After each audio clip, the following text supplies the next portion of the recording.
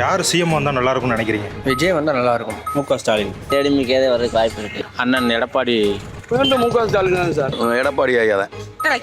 Edappadi Palaniswami sir. அடுத்த இதில் இருக்கிறது எடப்பாடி தான் இருக்க மாதிரி இருக்கு. ஆனால் எப்பயுமே ஏடிஎம். என்ன காரணம்க்கா? அது எங்கள் வம்சாவிலேருந்தே நாங்கள் ஏடிஎம்கே தான். அது அம்மாக்காண்டி எம்ஜிஆர் காண்டி.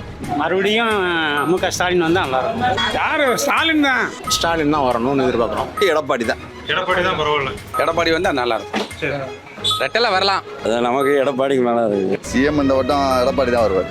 எடப்பாடி தான் வரணும். எடப்பாடி தான் ஆமாம், எங்களுக்கு அதான் இருக்கும். எடப்பாடி ஐயா தான். ஸ்டாலினுக்கு தான் அதிகமாக வாய்ப்பு இருக்குங்கிற. எடப்பாடியார் தான் சிஎம். விஜய் தான்.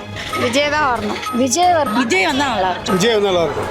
எடப்பாடி வந்தால் நல்லா இருக்கும். விஜய் சார் என்னை பொறுத்த விஜய் வந்து நல்லா நினைக்கிறேன். ஸ்டாலின் தான் வந்தால் நல்லா இருக்கும். சிஎம் ஸ்டாலின் தான். ஸ்டாலின் வந்தால் நல்லா இருக்கும். பிஜேபி வந்தால் நல்லா இருக்கும். முக ஸ்டாலின் வரணும். அம்மா வழியில் வந்தவர் அவர் எடப்பாடி தான் அடுத்த முதலமைச்சர். நம்ம சீமான் அண்ணன் வந்தால் நல்லா இருக்கும். முக ஸ்டாலின் தான் இருப்பார்னு நினைக்கிறேன். ரெட்டலை. விஜய் வந்தால் எடப்பாடி தான். எடப்பாடி தான்.